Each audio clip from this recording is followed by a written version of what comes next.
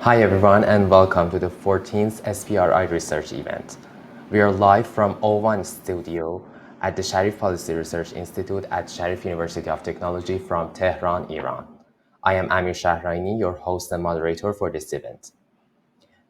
I am the director of the International Department at the Sharif Policy Research Institute, and I'm also a researcher in the field of industry and sustainable development. We have worked in our think tank in the field of innovation district for over a year now. And today we are honored to have our third panel on innovation district as a series of panel in associated with the fifth conference of governance and public policy. This event is organized by the Sharif Policy Research Institute, summarized as SPRI. SPRI was founded in 2008 as an affiliated research institute to the Sharif University of Technology. SPRI began working professionally in the fields of energy and sustainable development, leading to Shape Energy think tank and Industry and Sustainable Development think tank. Meanwhile, two specialized centers, namely Governance and Policy think tank and Business think tank, also started working under the institute and gradually became pioneers in their fields. As you have seen in the poster and our announcements for this panel, today we are going to talk about design rules and reinvention strategies for innovation districts. The title of this panel is REINNOVATE, Innovation District Design Rules and Reinvention Strategies. Uh, Also, it might be interesting to you that why we have chose the word reinnovate. Uh, it is so simple. That's reinvention plus innovation, which equals reinnovate. It means that reinventing innovation strategies is the key to the long-term success of innovation district. Basically, that's what the spirit of innovation is all about. But before we enter the discussion, let me tell you a little bit about the concept of innovation. Today, innovation is a necessity. It's not a luxury anymore. While everyone agrees on the statement that innovation is crucial, there isn't any absolute definition for the word. But no matter what the definitions are, the fact here is that we all need innovation and we all need spaces for innovation. Those spaces are being called innovation districts. On July 11th, our first panel on innovation district was held. This is if we can have the poster, the panel was named Rise of Innovation District in Developing Countries. Our discussions were mainly categorized into these three main topics. We delved into the cutting edge concepts of innovation districts, and then we talked about successful cases to replicate and experiences and practice based lessons for developing countries. And we talked about innovation district as the engine of urban economic growth. Also, on August 8th, our second panel on Innovation District was held. Uh, the panel was titled Governance of Innovation Districts Building Tomorrow, where we discussed these four main topics. We talked about good governance of innovation district, role of governments in advancing innovation districts, economic, social, and political barricades in developing countries with a special focus on Iran, Colombia, and India. And also, we have talked about bridging economic and social divides through investment in innovation districts. Let me tell you that if you had any questions during the session, feel free to write them down in the chat box. We're going to read them all and select a few and pick them up at the end of the session to ask from our panelists in the Q&A part. But today, we're honored to have six outstanding researchers and innovation leaders as our brilliant panelists. Jordi Sacristan Adria from Spain, Denis Marie Uche Akuba from Nigeria. We got Najmeddin Yazdi from Iran. We got him in person in Stadium. Hoda Chihi from Tunisia, Edwin Zianza from Colombia, and Johan Nicolas Diaz from France. I would like to welcome you all and thank you so much for joining us for this panel.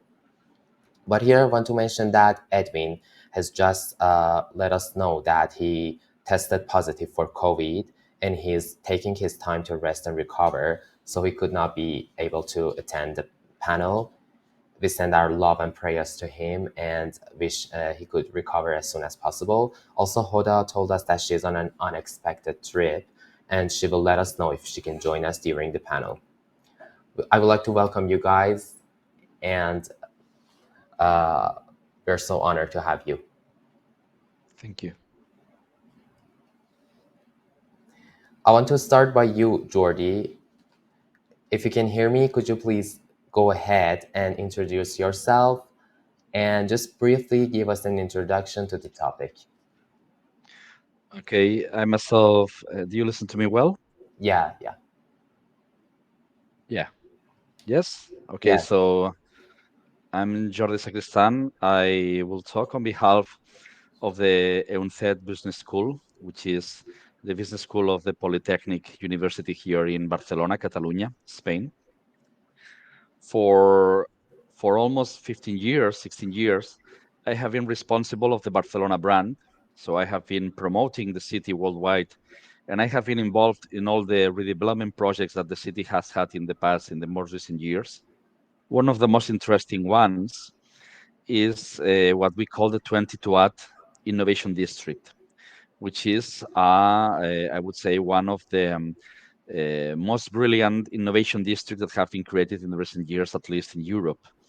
It represents the transformation of almost, I would say, 1/10 of the city of Barcelona, and we pass it from an industrial area to a beautiful, innovative area where universities, talented people, innovation, new infrastructures, new facilities, new buildings, a new city has been created there. A new innovation district that has been able to change totally the economy of the city, and that has made Barcelona one of the most attractive cities, not only to work, to live, but also to become an entrepreneur. So that's my background. Currently, I'm a marketing consultant, and I'm working also as a city marketing teacher, but also I'm helping companies to be more marketing efficient and also helping companies to establish their business in my beautiful city, Barcelona. Thank you so much, Jordi. If you could have Dr. Yazdi, hello and welcome, Dr. Yazdi, Najmuddin Yazdi. We are honored to have you in person in the studio. Could you please go ahead and introduce yourself and tell us what do you think? Thank you very much. Hello, everybody, the panelists. Um, Thank you very much for giving me time to talk about this important topic. First, let me give a brief introduction to innovation districts and its importance in this new era. Uh, we have innovation districts as a new species that follow the old science and technology parks and other similar structures that are often composed of similar actors and agents.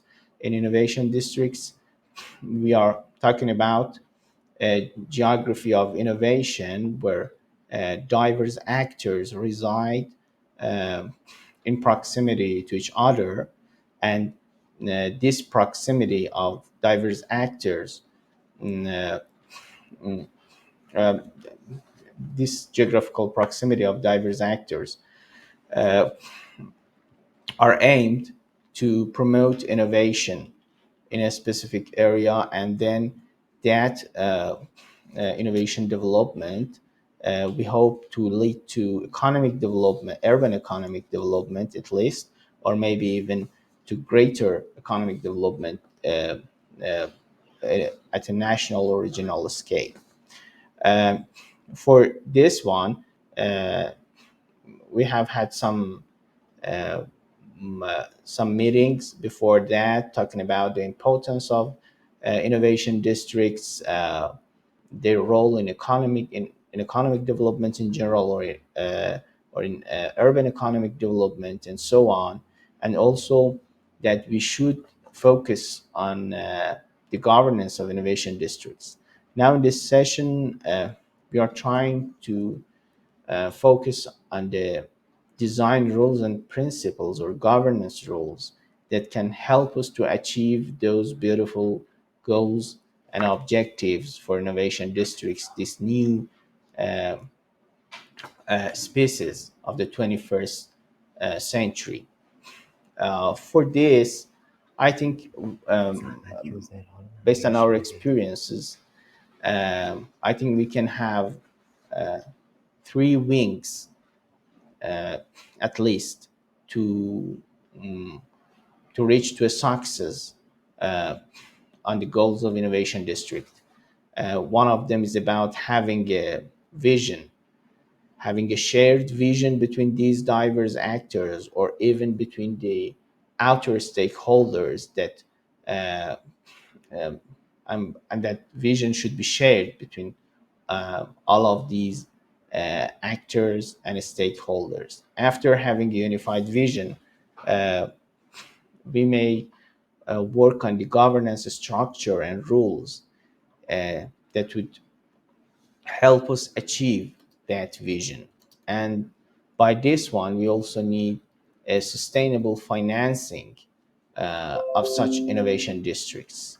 Uh, these are just three wings that I will be talking on them, but also we have many barriers and many obstacles and pitfalls in achieving this goal. That's achieving a prosperous innovation district by having a right governance of that region, such regions with such complexity of having diverse actors and following uh, different goals uh, f- for such diverse actors. Thank you Thank you so very much, much. Dr. Yazdi. I can see that we got Dennis also in the chat box. If he can hear us, Dennis, could you please join us with your camera?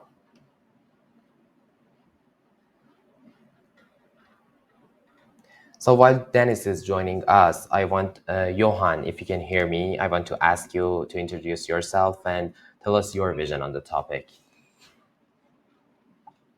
Good morning, everyone. Can you hear me? Yes, go ahead. Great. So, firstly, thank you, Amir, and the Sharif Research Institute for this invitation. I am Johan Diaz. I'm currently living in France, working in the deep tech cluster of Paris-Saclay, located in the Parisian region, but originally I'm Colombian. I've worked for some years in the Ministry of Science, Technology, and Innovation in international cooperation. And when I was there, I was actually wondering what's the impact of the knowledge economy in the urban sphere, and how is the knowledge, the research, the scientific activities, and the innovation impacting the way that the space is actually being configured.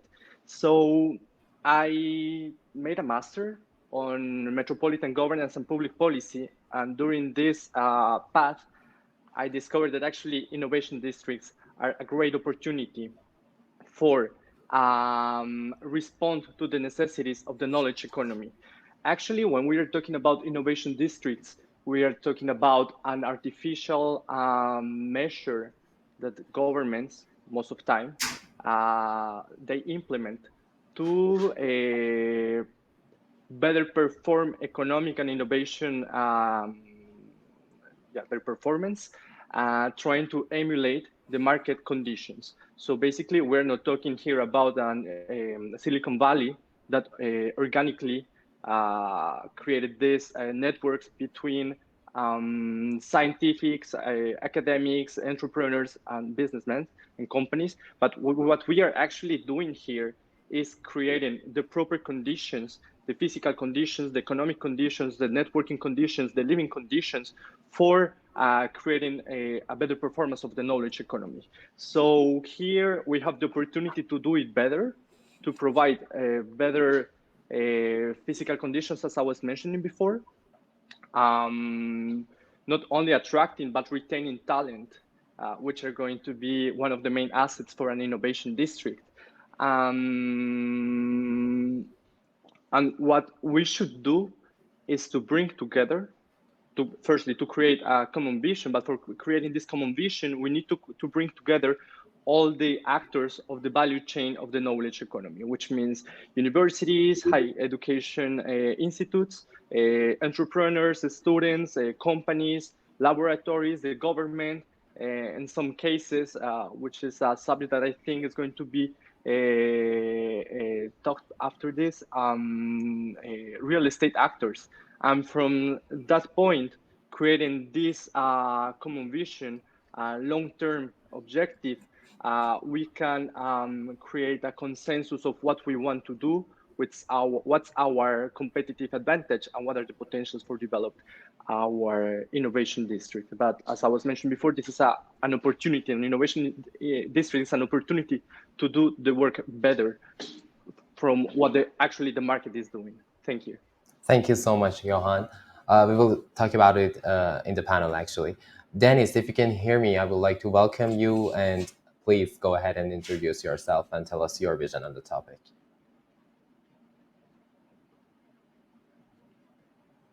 We don't have your voice, Dennis.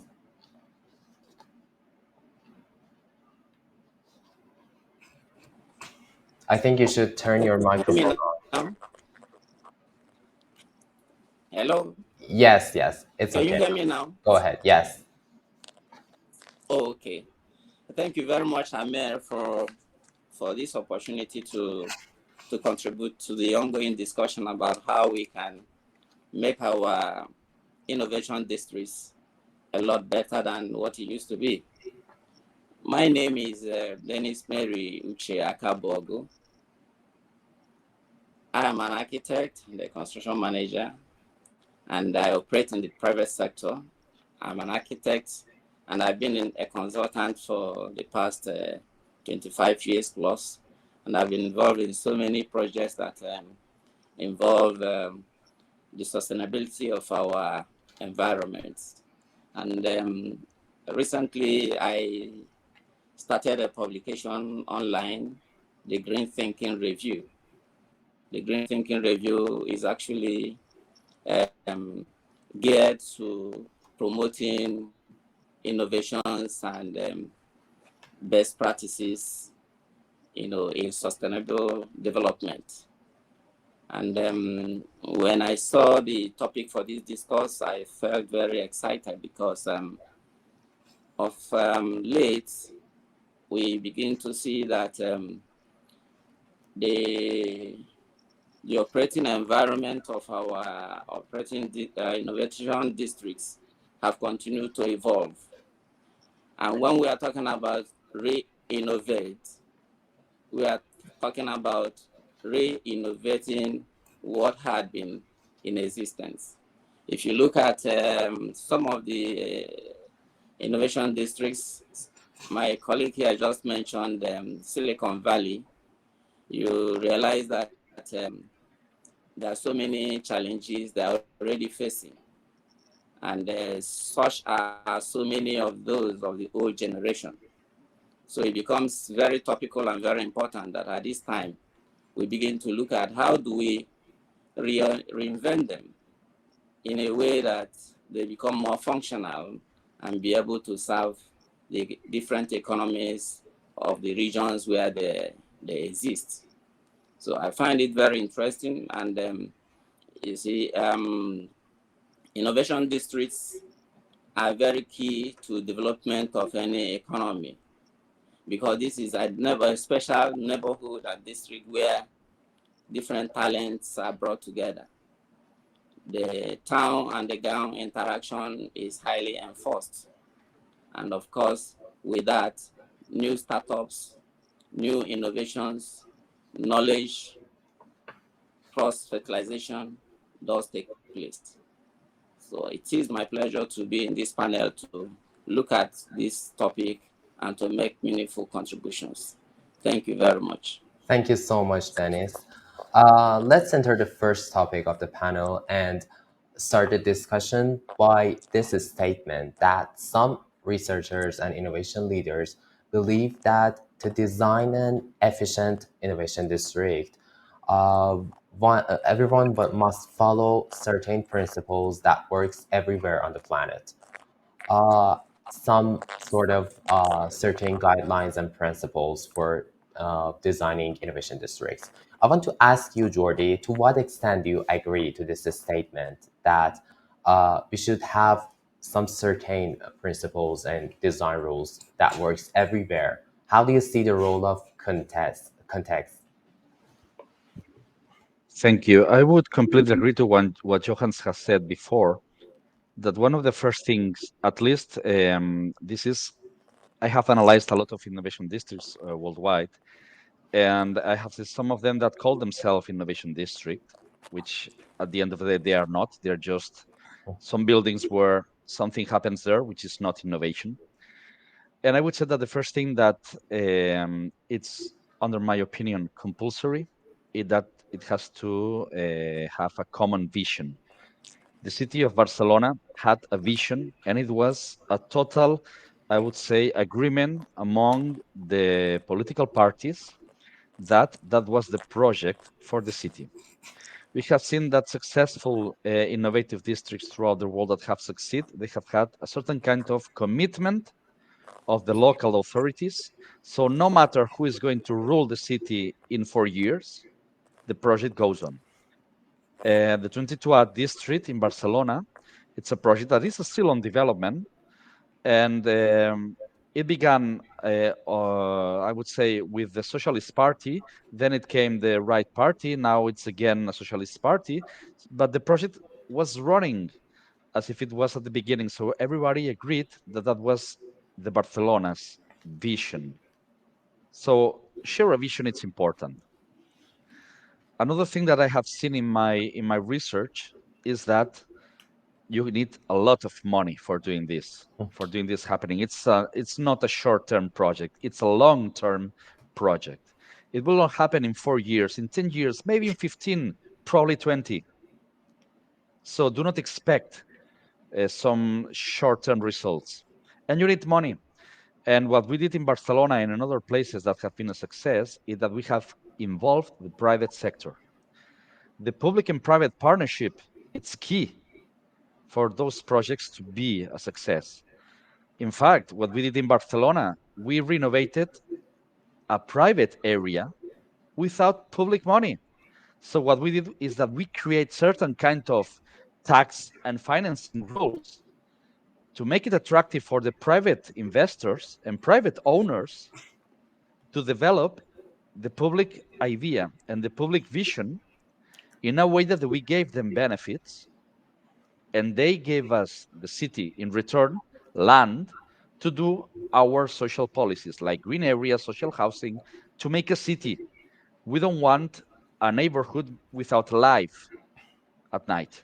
We want to create a city, because an innovation district depends on the people.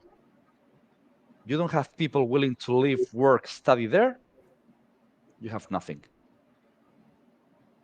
Exactly. Thank you so much. Actually, you mentioned money as the basic root. Money makes the world go round. That's so common. So I want to go to you, Jordi. Sorry, Johan. What do you think about this statement? What do you think? How do you see the role of context in these principles and guidelines? And can you give us some rules and guidelines that do you think that are necessary for designing and maintaining an innovation district? Sure. So, firstly, I completely agree with Jordi about the importance of this common vision, the money, and to create a proper physical space. I do agree with this statement, but we need to be careful because we don't have rules that can be applied to every single context. We need to consider what kind of innovation district we are building, what kind of technologies or vocations we are promoting. So I just want to give you the example of Paris Saclay. So this is a project which started on 28 with the presidency of Nicolas Sarkozy. In 2010, it started with the creation of a development authority in charge of coordinate all the actors. But this innovation district, it's not in the city center of Paris. It's actually 20 kilometers from there. And this is really important because in the city center of Paris, we don't have space for building great research infrastructures. But what do we actually have in the Parisian region, in the outskirts of Paris, is a space, is land. So in that area, we have unique research infrastructures, which is the case of the Saint-Croix-Soleil, which is a research infrastructure trying to emulate the solar light for research in subjects in sectors such as health, energy, optics, etc., and energy as well. Also, what we have in this land is the opportunity to recreate communities. So when I say recreating communities, what we are doing actually with an innovation district is to bring different kind of people together, working around a certain sector or a certain topic, and creating relations and networks. So for this, human scale urban development is basic 100%. We need to, as I was mentioned before, to attract and to retain people, to provide them proper conditions for living, working, and playing in the same space. Amenities, schools, hospitals, cafes, restaurants, etc. But we also need to provide them proper infrastructure concerning, for example, public transport, connections to the rest of the region, to the rest of the country, internationally as well. We need to be connected to the market. Another aspect that is, I think, is critical for an innovation district is open innovation.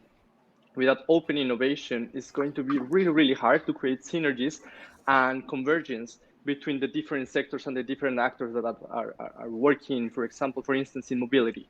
So here we need to create a place where people can meet. So as I was mentioned before, this is completely artificial, but this is a great opportunity to bring these people together, to meet and to exchange ideas that before they didn't have the opportunity to do it. And also to find what is actually the others, what is the other people doing in, I don't know, for example, in the transition, the ecological transition, sorry, and how we can, all of us, work or operate in a complementary logic in order to better performance in the work that what we are doing. And yeah, I think I will stop with that. Thank you so much, Johan. And let's get a little bit technical. I know that, Dennis, you're expert in the field of architecture. What do we have to say in the case of architecture for innovation districts? What do you think that it makes sense for an innovation district in the field, in the case of architecture? Do you have any suggestions as an expert in the field? Thank you very much. In the field of architecture, it is important really that in considering the development rules for the design of innovation districts, we must think also of the zoning regulations applicable to the districts. And we must also consider mixed use development, because we found out that one of the challenges of the very old ones is the fact that many of them are outgrowing the population, the neighborhood in which they have been placed. And it then ends up that certain categories of the populace are excluded. So there is need for inclusivity in trying to make the designs. So it's important that we look at also the cultural environment where we are putting the innovation district, and try as much as possible to integrate both the cultural values and the way people live into the architecture of the environment. And in designing the neighborhood, we must consider public green areas, playgrounds, that can actually be able to create an ambience of comfort and relaxation, because it is not work. Is you work, you play, you relax. It is in this mix and that we bring out the best in the different talents that we are trying to bring together to, share knowledge and bring about new ideas and innovations of new ways of doing things. So the architecture must be such that it's very forward looking, because we also discover that in some cases, when there is no flexibility, because innovation districts require a lot of flexibility for people to be able to adapt and adjust. As time goes on, if you have fixed spaces, as time goes on and the values and times begin to change, it becomes difficult to make adjustments. It has to be designed in such a way that it is an evolving neighborhood that continues to adapt to the changes of the time as new technologies and new ways of doing things continue to come up. And of course, we must also ensure that, well, I'm an apostle of sustainability. So it's important that we adapt sustainable measures in developing our innovation districts. You know, in these days of climate change and a lot of global concerns over the developments, over carbon emissions and other influences that are affecting our climate. So it's very important that we consider, one, making designs that are sustainable. Two, they have to be resilient too. Resilient designs that are able to withstand some climatic forces. For instance, sometimes that could be flooding, excessive flooding, depending on the district. That could be earthquakes, that could be typhoons. You know, in designing this innovation districts, we have to put all those into considerations. Of course, I've already talked about green spaces, because we work, we design, and we talk about the well-being. Definitely also, we have to look at having collaborative workspaces. One of my colleagues has just mentioned there in the panel that yes, people work together. So in designing, we must think about collaborative workspaces, whereby we encourage interaction and of course data sharing among all the different practitioners or the different people that are working. Of course, again, we must think of the infrastructure. Infrastructure is key to the development of innovation districts. And in these times, we need to start thinking of implementing innovation districts that, bring about, that incorporate smart technologies, including IoT, sensors, data analytics, to enhance efficiency, enhance safety, and sustainability. This is very important. We need also to incorporate in our innovation districts this era, cultural amenities, because we don't have to be thinking about it as just a place you go and work. No, we have to integrate it into the neighborhood, into the cultural values of the people, of the location where it is sited. So we must incorporate cultural amenities like art galleries, theaters, and things like that. Definitely, safety and security is another area that is very key. We can't do without it. So it has to be one of the priorities of our design, that safety and security must be there. Not just security of persons alone, but also security of the infrastructure, security of data, because in such an environment where there is a free interaction, we also have to think about cyber security, though that with more detail with that area. Then public transportation, another area we often tend to not pay so much attention when we're talking about innovation districts is the fact of public transportation.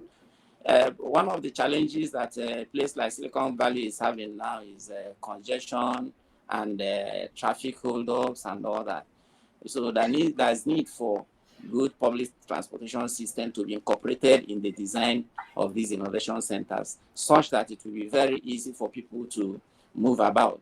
And remember that Now we are not thinking only about transportation in terms of motor vehicles. Of course, you know, the carbon emissions coming from vehicles. We are now thinking even more about cycling, about walking. So we have to design it in such a way that there will be provision for cycling, there will be provision for walking, and then, you know, of course, with the green integration that I've already talked about, it will be a pleasure for you to move about in such a city. Definitely, we also have to think in terms of the knowledge transfer. Of course, you know that one of the key functions or concepts Thank behind you. innovation districts is knowledge transfer and education. Thank So, you, Dennis. thank you. Thank you for your comprehensive and fruitful insights. We have to learn, this is what I have learned from your speech, that we have to learn from smart cities features, and we have to be sustainable. Innovation districts should be sustainable for their long-term success.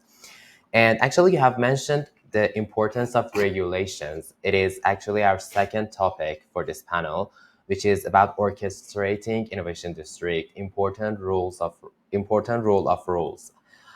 Effective regulation are crucial for the long-term success of innovation districts. Regulations help in creating environments that improve innovation and brings creativity. Rules can be designed to support the development of specific industries and technologies in the district. I want to ask you, Dr. Yazdi, that how do rules impact the progress of community building in innovation district and the importance of regulation in an innovation district? Thank you, Amir.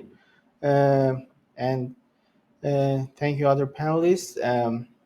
Talking about regulation of innovation districts, um, I see some misbehaviors, I can call them, some misbehaviors or distortions uh, from the objectives or goals that are set for innovation districts. Um, this was uh, this was recurrent in our cases. For example, innovation districts are aimed to promote innovation or develop urban economics and such other goals. But in many cases, we see that some of these innovation districts delve into a game of real estate. You know, uh, that the prices of the real estate, buying them or renting them, is the major game that gains momentum in some innovation districts. This is one of the I can say the distortions that we see. Such distortions or misbehaviors from the very aim of these uh, geographical areas should be regulated with some rules.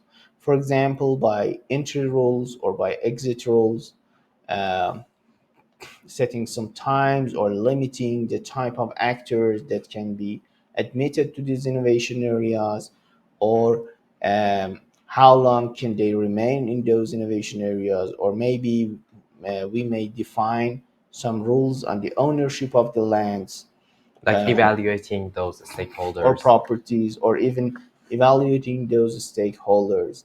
Or maybe we believe in some form of collective management, shared collective management of these areas by those residing in those areas, or even after stakeholders that time by time decide and update these rules by seeing the distortions, the misbehaviors, by getting far, by watching, observing, monitoring how much they're getting far from the very objectives that they were built for that. Uh, Besides this distortion, we can also aim to the distortion that some of the innovation districts are delve into a prestige game, I can call it, or branding game, that those that reside in those areas go there uh, because of its prestige or its brand, and they only gain for that. They do not do anything more for innovation development. For example, when we compare um, those residents in these innovation areas, we should compare them if there wasn't an innovation district. They were located somewhere else in the city near them, or even in that place, but without the concept of innovation district, without those management, those infrastructure, and so on. Would they have the same level of innovation development or not? But you mentioned strong monitorship in the case of innovation district. The question here is that how strict should this monitorship be? Uh, I can ask help from other panelists to share their experiences and their thoughts on this topic. But in our experience shows that such rules and regulations cannot be too much strict. Having a very strict monitoring system sometimes have higher costs Yeah. and sometimes are not feasible. So uh, instead of having a very strict or complex monitoring system, I think we should uh, work more on the entry rules and exit rules, and on defining a game field that the actors organically do some things, not by monitoring and then, for example, dictating something to them or one of them explicitly to change their behaviors. We know that this is also necessary in some cases, Yeah. but its doses should not be too much high. We should think on the organic way of doing things and minimizing the distortions from the objectives of such districts. Yeah, thank you. Let me ask Jordi about his experience on this. Jordi, what do you think about it? How strict should this monitorship or regulations be? I think that there are some topics where it's totally impossible not to have very strict regulations. First, in terms of urban planning, urban planning must be a law. Urban planning, it's something that you must follow, otherwise you will have a problem. The second thing is infrastructures. Okay, whatever happened in terms of underground or on the ground needs to be a urban plan too. So I think that this regulation it's also compulsory. In our case, there was also a very strict regulation that was the kind of a knowledge economy that we wanted to support. We were supporting certain kind of activities, and some others were not promoted or allowed. At the end of the day, to be fair, we were so flexible in the kind of activities that were coming to the innovation district because we saw that there were not only knowledge-based companies, but there were also service companies that were giving this service to the knowledge companies, even though they were not primarily developing this knowledge activity. So we were quite flexible in the kind of activities that were at the end of the day coming to the Barcelona district. But regulation were from the urban planning, infrastructure, and also the kind of activities that we wanted to devote. One of the most important things that happened to us is that at the beginning it was just a paper, it was a plan, nothing was happening there. So we needed an actor to begin to put some fuel in the engine. So that was also something that we imposed from the public government, and we just created certain kind of conditions. So the most important main actors were granting to come. That means universities and research centers, and one or two very big players of every one of the sectors. Call it regulation, call it special conditions, call it example for others to come, call it the big flag so the other SMEs will come surrounding them. The result is at the end of the day, this regulation was a success. And to manage all of this and sorry, and let me allow me to answer a question that I've seen here it's here on screen from Sirwan Barsanji. One of the successes that we had in Barcelona, as it was one company, one organization that was public founded but managed as a private company, so the money would come from the government. And in the board of directors, where I was the marketing and promotion manager, I had a urban planner, I had an infrastructure planner, I had a business development planner. Every one of us were discussing the strategy of the district. So I was talking to my colleague, Denise, for example, telling them, I need a plot so a company can create their business and they're going to be a biotech company. And he or she was doing was doing the work so this could happen if it was allowed. So it was the law, and if it was allowed to have the building there. So to have a company that was managing the rules was critical for the success of the project. In fact, we have seen that projects that have not had this kind of governance have had problems in the long term. So that's, to me, it's another rule how we manage this. So urban infrastructures, the sectors that you want to attract, how you are going to benefit the private and public actors there, and how you are going to rule the innovation districts are part of the hard regulations that we were just creating. Yeah, thank you, Jordi. I want to go to you, Dennis. What do you think about this in Nigeria? How strong and how strict are those regulations? I mean, those state regulations in the field of innovation district in Nigeria. You know, in our last panel on August 8th, we had Chimbi Okoli. She was the special advisor to the one of those states in Nigeria, and she was the leader of Solution Innovation District in Nigeria. And I feel like that in Nigeria, those rules, those regulations are more strict than the other parts of the world. How do you see it?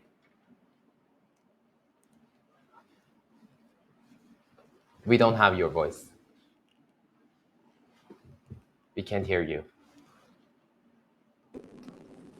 Regulations are very key to developments all over the world. And of course, there is always the challenge when it comes to enforcement. And in my experience, the enforcement is the key to achieving the goal at the end of the day. Because without good enforcement, then of course, human nature will be at its worst. People will tend to do whatever they like. It is important that there are regulations and that these regulations are enforced. However, in countries like Nigeria and in the developing world, where corruption is very high, you discover that that becomes a very big challenge to enforce these regulations. Because we have situations whereby buildings collapse, and when you investigate what has happened, you found out that the regulatory authorities, one day or the other, may have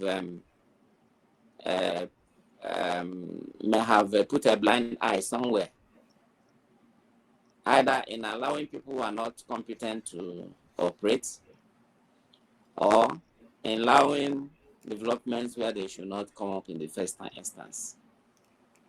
So there have been a lot of violations of the regulations here and there.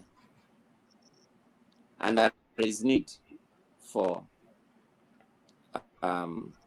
government to sit up in enforcing it. In any case, because in every society where you have such tendencies, both the government officials and even the public appear to be not far apart. So it might be a good idea when we're talking of enforcement to perhaps begin to think of engaging private consultants who are under the surveillance and control of their professional bodies to assist government officials or government departments in carrying out the enforcement of these regulations in order to ensure that the vision of the districts, of the neighborhoods, are realized at the end of the day.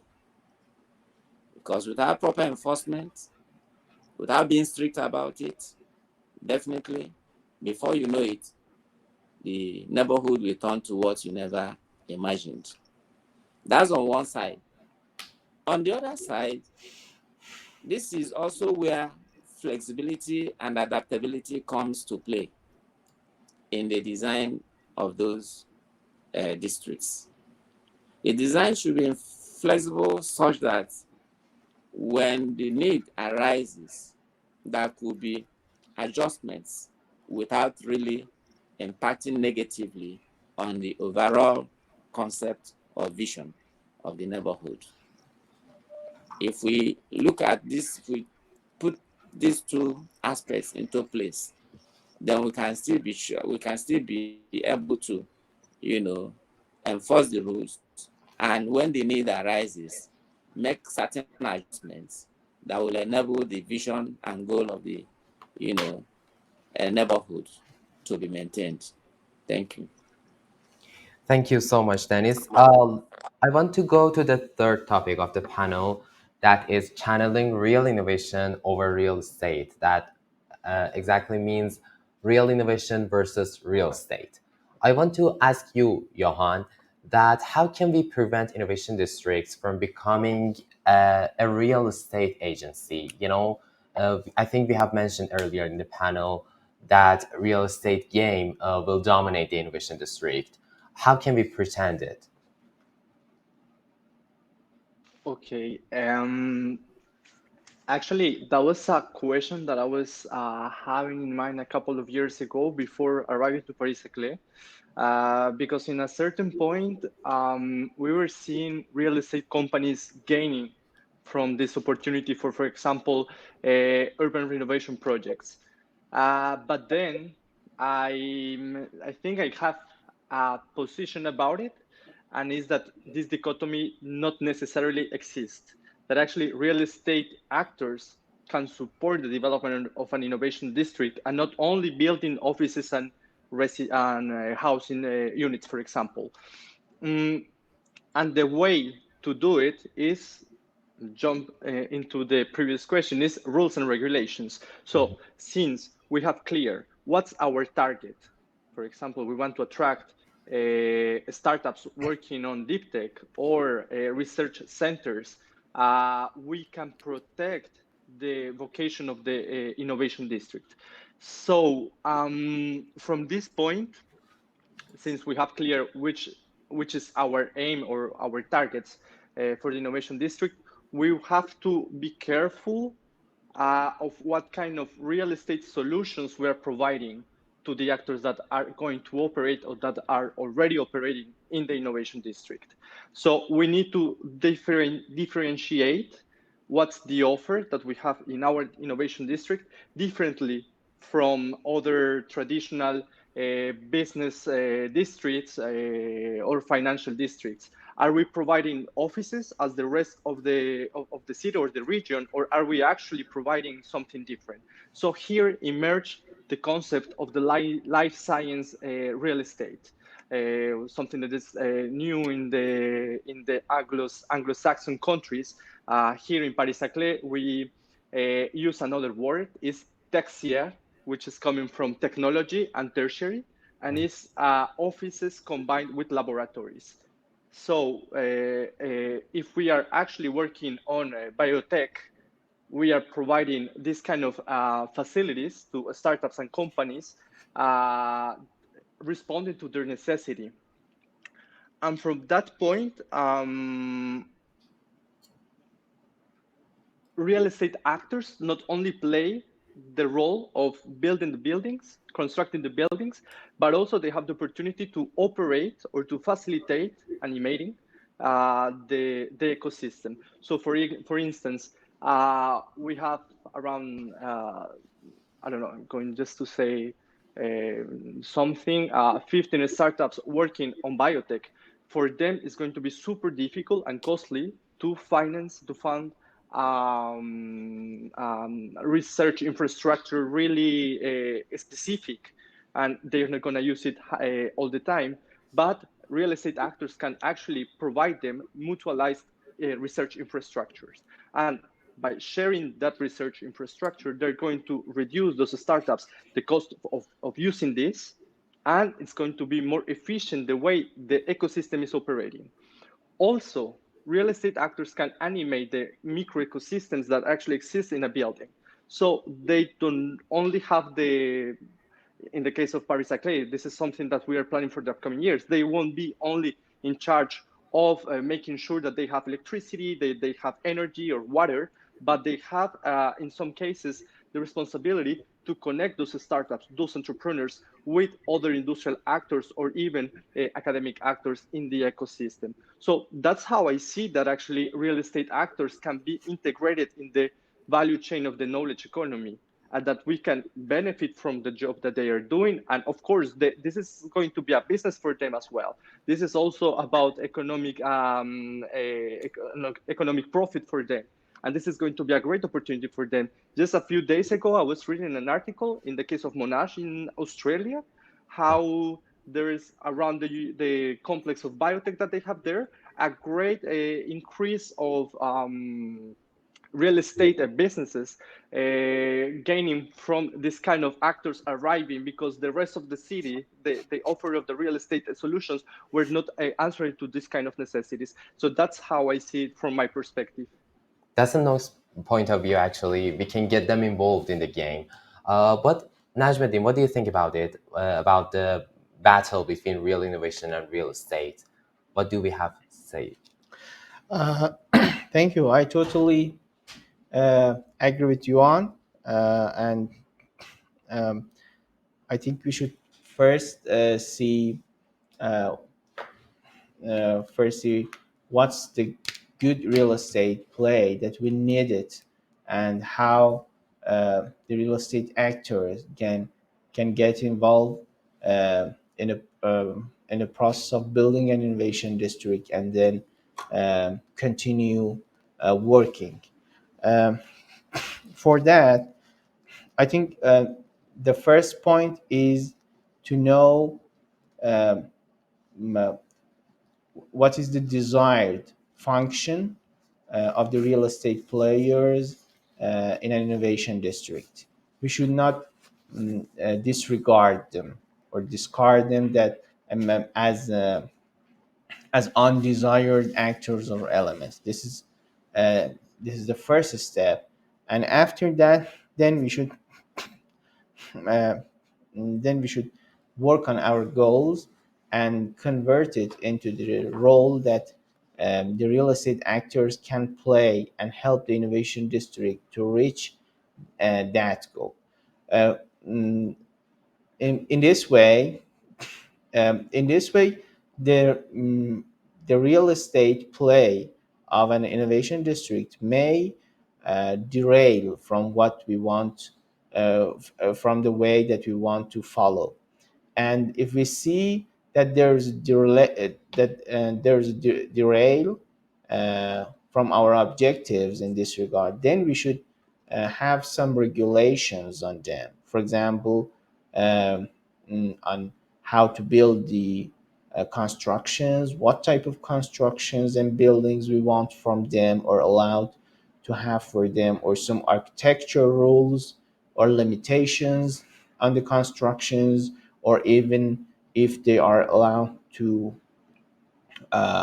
sell the buildings or just renting them, or for example, if for some periods of time they are allowed to rent the buildings, or let other actors to use them, and some other rules and regulations in this regard. Thank you so much, Najmuddin. So let's move on to the next topic of the panel, which is about reaching the full potential of innovation districts through reinvention strategies. That is the key.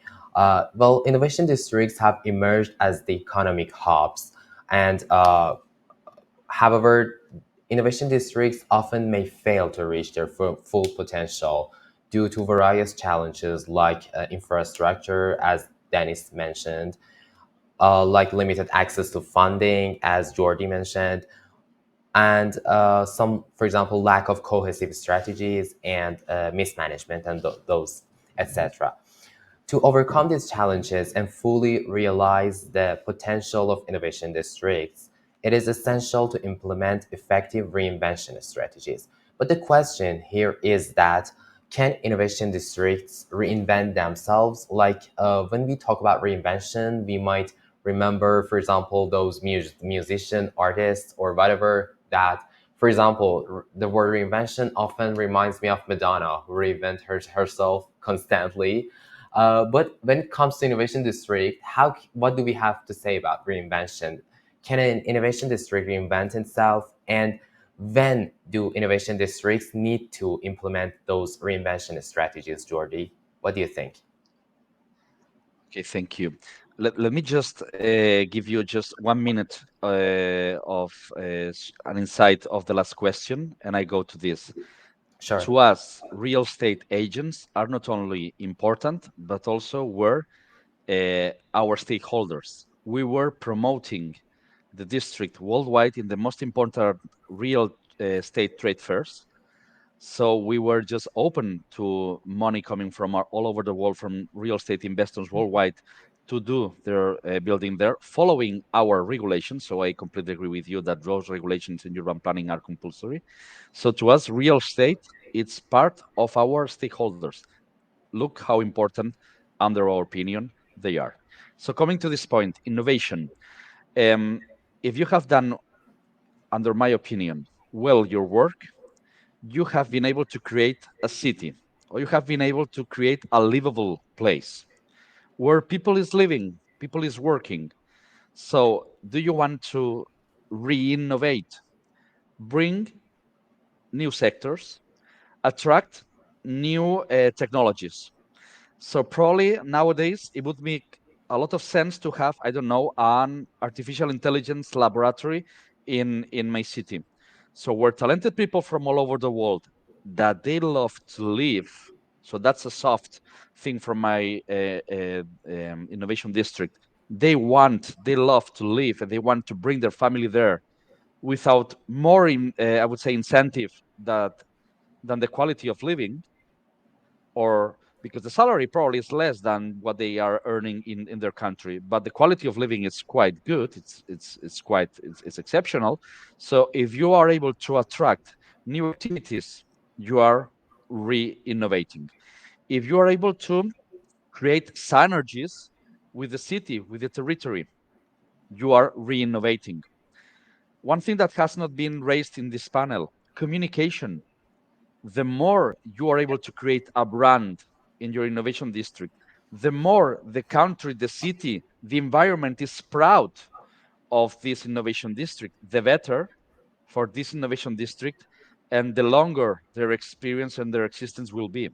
So you should innovate as well in communicating the benefits, not only for the district, but also for the country or the city where this innovation district is, because we want to be part of the community, not outside of the community. We want to belong.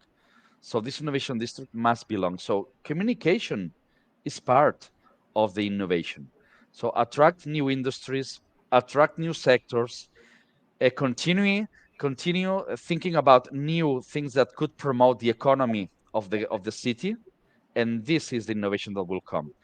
The last example that I have for my city, we want to develop and we want to improve all whatever the yacht industry, I would say the sea industry. So we have created a new strategy within Barcelona involving different municipalities, where the blue economy, it's totally one of the most and the most for the next future. So we are hosting, for example, the America's Cup this and next year. So the thing is that this is going to attract investors, attract innovators in the blue economy.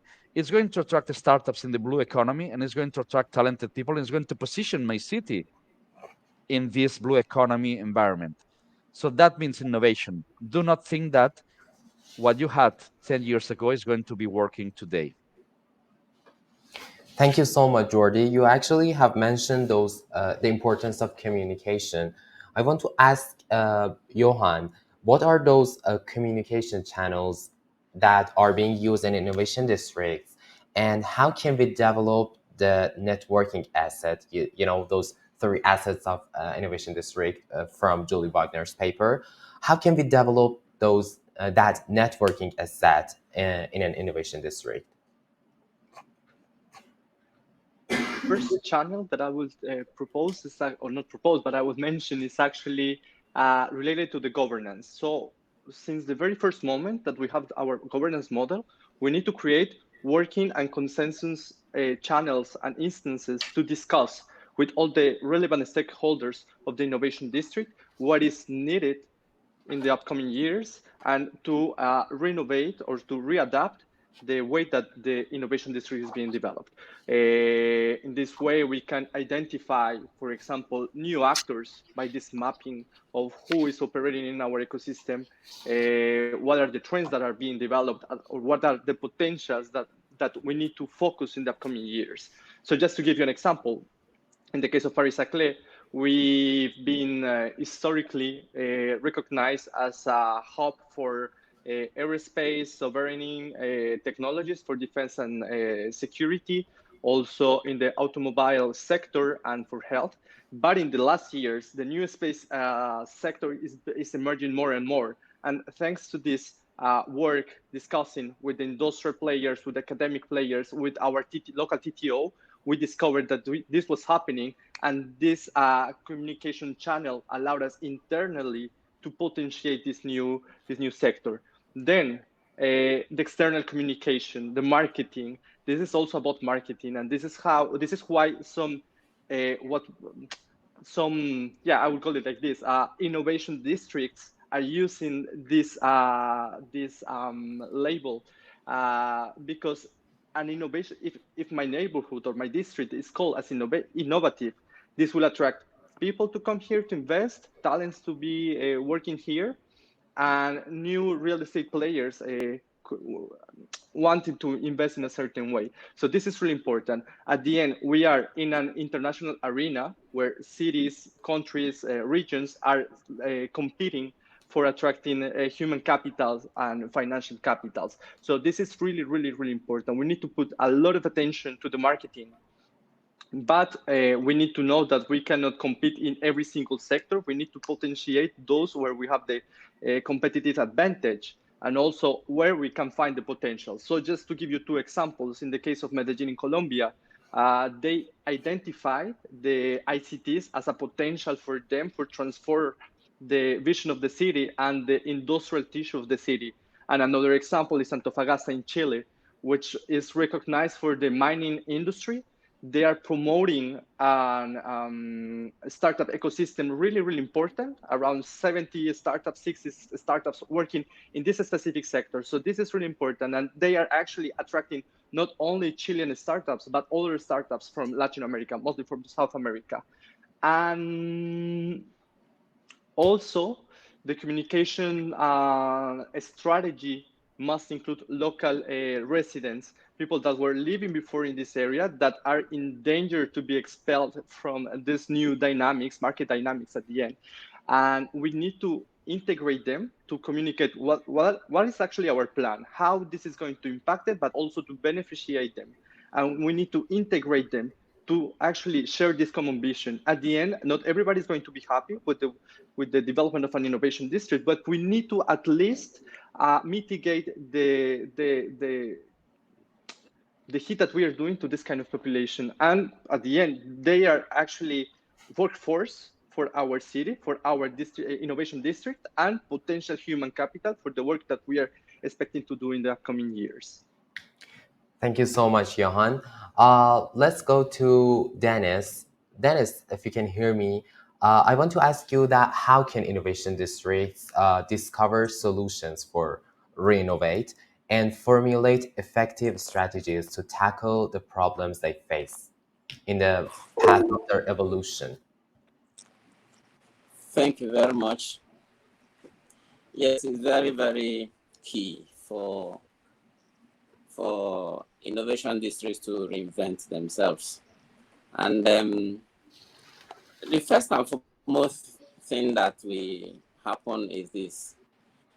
Before you think of reinvention, it means that already that was the invention. And basically, certain issues have started developing or has started coming up that makes the need for the reinvention to be felt.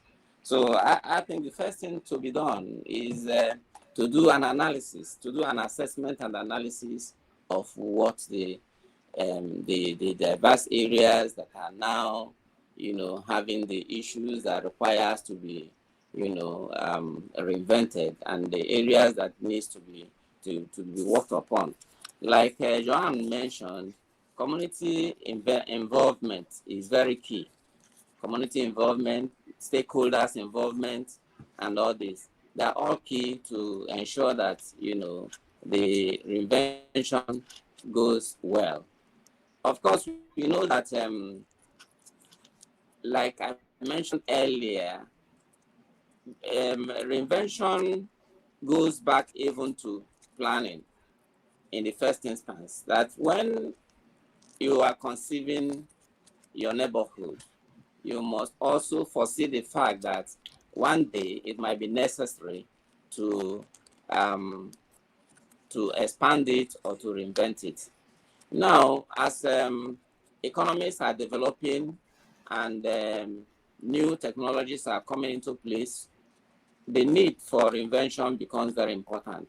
So by the time the analysis and assessment is done, a kind of SWOT analysis to discover where the strengths are, where the weaknesses are, the opportunities and the threats. When this is done, this is the first strategy that needs to be put around. Having done this, you would have discovered areas that needed to be worked upon. And there is also the importance of global collaboration, looking at what is being done elsewhere and learning from successful projects that you can now integrate into the very one that we are reinventing. Resilience in planning, like I mentioned, is also important. This is another strategy that, when it is adopted, helps when the need comes. With this few, I think it is important that we really put it into consideration that each new neighborhood, each new innovation district that is coming up must put into consideration the fact that one day there will be need for invention. Thank you very much. Thank you, Dennis. I want to ask you, Najmuddin, what do you think about the scale of those reinvention strategies? I mean, that when it comes to reinventing for an innovation district, for example, it actually depends, but I really want to talk about the scale of reinvention. For example, does an innovation district need to reinvent the whole thing, the whole mission, or the innovation district just needs to reinvent some strategies or some missions, or the whole thing? What is the scale? How can we find the appropriate scale for reinvention? Okay. Thank you. At the first instance, I think invention is much easier than reinvention. So building up an innovation district and setting rules, regulations, and if call it inventing it, is much easier. When an idea is working and and the chains are revolving and working, so then reinventing it, the whole area and the whole function, is a very difficult thing, and maybe we can say unpractical. I think the reinvention can focus on two sides. sometimes on threats, that's we can say the distortions and Barricades. misbehaviors, yeah, and barricades. uh, and on the other side, sometimes the reinvention can focus on opportunities Mhm. that it may see, for example, from the international and world trends, or maybe from the national or even local trends, um, or some opportunities, for example, talent opportunities or investment opportunities, and so on. So, um, an ID, a successful ID, should have a good monitoring of its uh, surrounding and the opportunities uh, to reinvent, or I can say derail its usual strategy into a new one. And most of the time, it will be incremental, not a transformative one, because Mhm. a mature ID So it's is, not radical. yeah, most of the time, may unless there is a very great threats or opportunities with uh, very great forces that put an idea into a very different way. Mhm. But in most of the cases, it will be incremental, or it will, Strategic. yeah, strategic, to realize those new opportunities, or maybe to um, correct the distortions that can see, or minimize the threats. So we need constant monitorship and evaluation system for an ID to find out when is the appropriate time for reinvention. And thank you so much, Najmuddin. Thank you. I want to go to you, Jordi. I think we got a question in the chat box, and I think it is time for Q&A. So I want to ask all the members in the chat, if you have any questions, please feel free to write them down in the chat box. I'm going to read them. Jordi, there's a question from Sirvan, if I'm not mistaken. He asked that how can we integrate the citizen in the district? It's a very interesting question. Um, we did it in different ways. First, at the moment that the companies were coming to the district, the first companies, we, I would say it was not regulation, but it was something that we fostered. We invited the companies to create an association. So we have within the district an association of the companies that are already doing business there. Those companies, they also have their social responsible policies. So, for example, we involved those companies into the IT policies within the district. That means that in schools, they were delivering technological devices for free, or I would say 2, 3 years old that were perfectly running well, but they were just delivering this kind of IT items to the schools. So that's a good point that schools, boys, girls, children, their families, they see that the companies are not making them leave the district, but also they could be welcome. This is one thing. Second thing that we did was to create. We became, as an organization, when we were the company that were managing the district, we became active part of the district, of the quarter where the district was created. So we were involved with them, citizens associations. We were listening to them, to their, I would say, to their fears, to their concerns, and we were again communicating.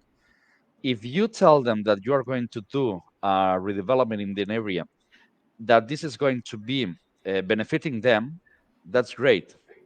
But you need time. And communication means time. Of course, gentrification can happen, but this will happen in the new buildings, not in the former ones, in the people that was living before. If you are creating value within the city, of course, this new value will probably make price rise up. I'm talking about living.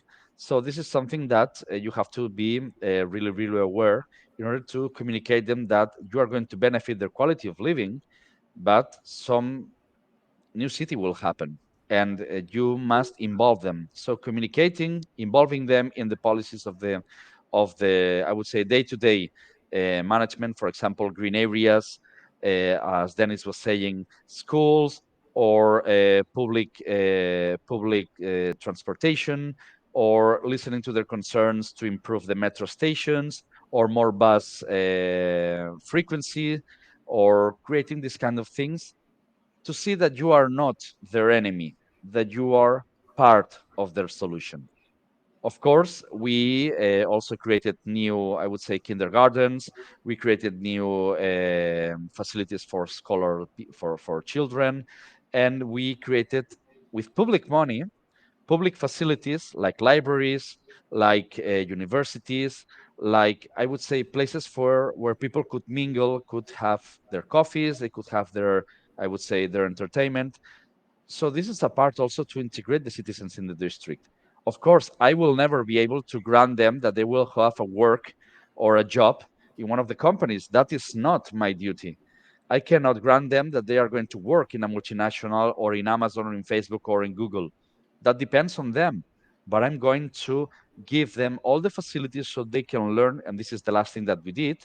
We created free technological programs for citizens, not only in the district, but in the whole city, that they can come to the city council and learn about programming, about artificial intelligence, about new technologies, about digital marketing, so they could complement what they're already studying with different skills, more, I would say, modern, more innovative, so they could be more employable than before. I will never grant a job position, but I will make you to be better positioned to have this job. So another thing that we did was also providing English teaching for free, so they would have, they could see that their employability was raising. Those were part of the programs that we are doing, and I would say that there are more that could be done, but those were the ones that were just working. Yeah, thank you so much, Jordi. And actually, that's the art of citizen engagement. The governors should know it, should know how to play with it. And that's the key. And I got one more question, which I have received privately. I want to ask you, Johan, if it makes sense. Uh, I got Mohammad Reza, who asked us about those serious barriers and barricades in the way of evolution of innovation districts. He asked that what are those barricades and challenges that could be serious in the path of evolution of innovation districts? What are those potential threats? One of the main challenges is actually to retain the people, to attract and to retain the talents. Without Yeah, talents, we won't have an innovation district. We won't create new jobs. We won't create new startups. We won't create solutions to the industrial and to society. So I think that's one of the main challenges. Then infrastructure. Without infrastructure, it's really hard to connect our innovation district and our value chain with the rest of the world and with the city. Also, weak governance is a clear danger for a successful innovation district, because if we don't have the rules, if we don't have clear roles, if we don't have a leadership of our innovation district, it's going to be really, really hard to reach the objectives that we have. And also, as my colleagues were mentioning before, if we don't have in mind that this is a long-term effort, if we are expecting short-term results, we will be struggling to understand what's actually the potential of an innovation district, and we will find some frustrations from policymakers, from companies as well. And the last challenge that I will mention is trust between the actors that are participating in an innovation district.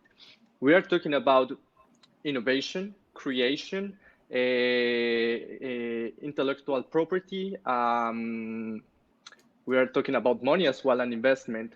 If we don't create the trust between these people to collaborate, to better perform the projects that they are doing or the potential that they have, it's going to be really difficult to be competitive, not only in our city, but also internationally and regionally. Thank you so much, Johan. And thank you so much, you guys, for being here with this panel. I think we can finish the event here. And I want to thank for your insightful contributions, Jordi, Johan, and Dennis, and Najmuddin in person in the studio. Thank you so much. And stay tuned for our future events. Thank you. Thank you very much for the invitation. Thank you. Thank you, guys.